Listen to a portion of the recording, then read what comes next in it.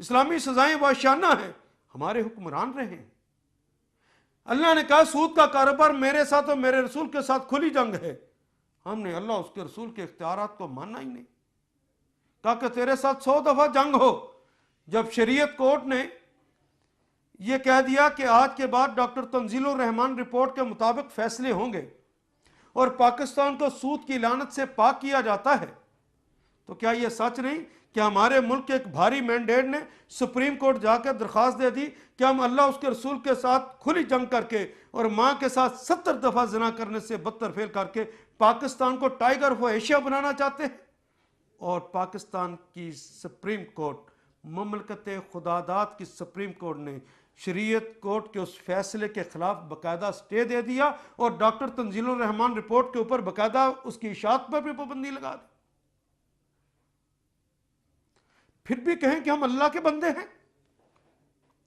لوگوں میں اپنی گفتگو اس لیے آپ کے سامنے رکھ رہا ہوں کہ آخرت کے اندر جو عذاب ہونے والا ہے اس سے بچ سکو۔ اللہ نے اس جرم میں کہ یہ اختیار میرا تھا، تم نے کیسے استعمال کر لیا؟ یہ دنیا میں نے جنت نظیر بنائی تھی، تم نے اسے جہنم قدا کیسے بنا دیا؟ یہ پوچھنا ہے۔ یضاعف لہ العذاب یوم القیامہ، دنیا میں تو عذاب ملے گا لیکن آخرت کے اندر اللہ اس کے عذاب کو بڑھا دے گا۔ کتنا بڑھائے گا؟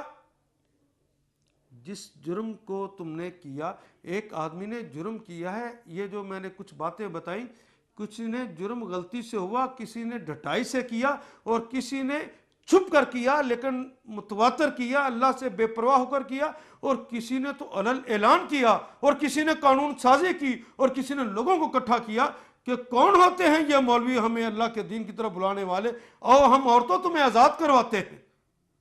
پھر یہ فاجر ہے، یہ پھٹ پڑا ہے، یہ تو طاغوت ہو گیا ہے جس نے منظم کر کے عورتوں کو کہا کہ یہ پردے میں بند کرتے ہیں، اللہ کا حکم ہے بند کرنا پردے میں، یہ مولوی تمہیں پردے میں بند کرتے او ہم تمہیں آزادیاں دلائیں۔ خدا لگتی کہ یہ پاکستان میں کسی عورت نے کبھی یہ مطالبہ کیا ہے کہ ہمیں زنا کرنے کی اجازت دی جائے؟ یہ کہتے ہیں ہم نے عورتوں کی آزادی کے حقوق کیے ہیں۔ کس عورت نے تم سے مطالبہ کیا؟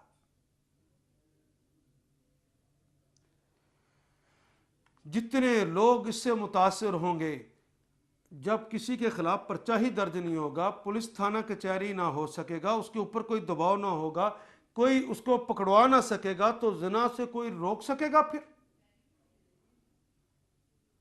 جب زنا سے عام ہو جائے گا تو کیا اس ملت کے اوپر، کیا رسول اللہ کی بات غلط ہے کہ جس قوم کے اندر زنا عام ہو جائے اللہ اس پر موت مسلط کر دیتا ہے؟ محمد رسول اللہ کی امت پر تم نے موت مسلط کرانے کی سازش کی۔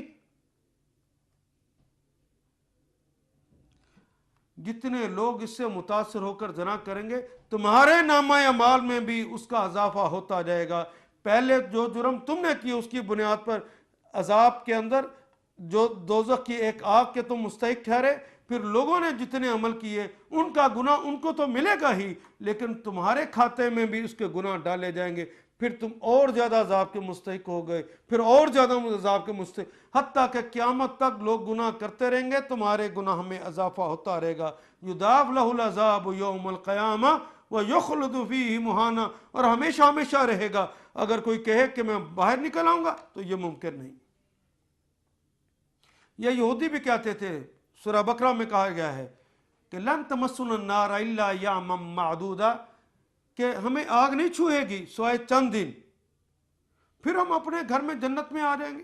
ہاں اگر غلطیاں کی تھوڑی دن آگ ہمیں چھو لے گی، یعنی وہ آگ جو پاؤں کے تلوے کو چاٹ لے، سرہنڈیا کی طرح کھولنے لگے، کوئی کہے کوئی پرواہ نہیں۔ یہ بالکل اسی طرح کی بات ہے کہ اگر کوئی کہے کسی کو کہ میں تیرے ابا کو شکایت کروں گا اگر تو نے یہ حرکت کی تو کہہ لے، ابا میرا کیا بگاڑ لے گا؟ تو یہ ابا کے سامنے جسارت کرنا تو اور بات ہے، اور جو کہتا ہے کہ اچھا اتنی سزا تو دے لے اللہ، ہم کوئی بات نہیں ہے، جس نے یہ رویہ اختیار کیا وہ اللہ کے سامنے جسارت کرتا ہے، کیا اس بات کا مستحق ہے کہ اس کو جنت میں پھر بھیجا جائے؟ یخلد فیہ مہانا، وہ ہمیشہ ہمیشہ وہاں رہے گا، اور توہین کے ساتھ رہے گا، رسوائیوں کے ساتھ رہے گا، بے وقت ہو کے رہے گا، بے وقار ہو کے رہے گا۔ اس دنیا نے 60-70 سال کی عمر کے بعد ختم ہو جانا ہے.